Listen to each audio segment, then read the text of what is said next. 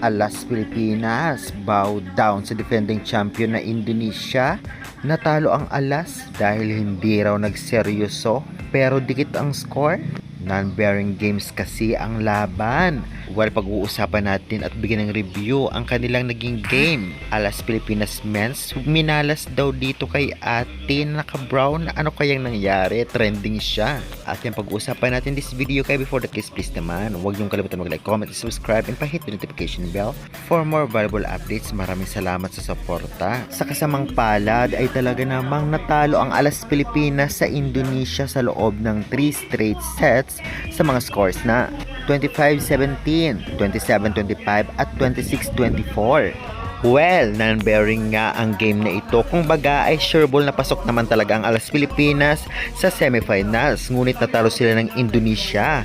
Hindi naman masyadong masama dahil dikit ang scores. Ibig sabihin kayang-kaya ng Alas Pilipinas kung hindi lamang nagka-error ang mga players dito, especially sa service. At mukha namang hindi sineryoso ng Alas Pilipinas ang laban na ito. Ganun pa man ay kahit non-bearing games ay talo pa rin sila.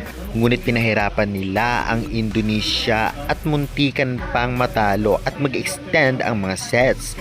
Kaya syempre, galingan sana nila sa semifinals. Kitang-kita rin na walang masyadong laro ang ating Alas Pilipinas Men's, especially si Ordiales na talagang inaasahan na kukontribute ng madami. Ngunit si Bagunas at Espejo ay talaga namang ang nanggawa. May times na talagang off din ang laro nitong si Espejo kaya inilabas ngunit ibinalik din. Samantalang ang laban nila next game ay sa pagitan ng kung hindi Vietnam ay Thailand at sana galingan nila at bumawi dito kahit talo sila ngayon.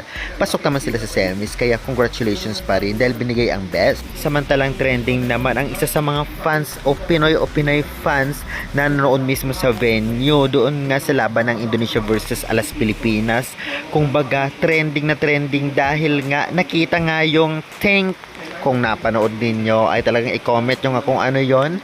Grabe, yun daw ang dahilan kung bakit minalas at natalo ang Alas Pilipinas. Well, joke lang naman yon, but talaga namang kuhang-kuhat at eksaktong-eksakto talaga kay Ateng yung camera. Anong say nyo about dito guys? Pa-comment nga and pa-subscribe. Maraming salamat.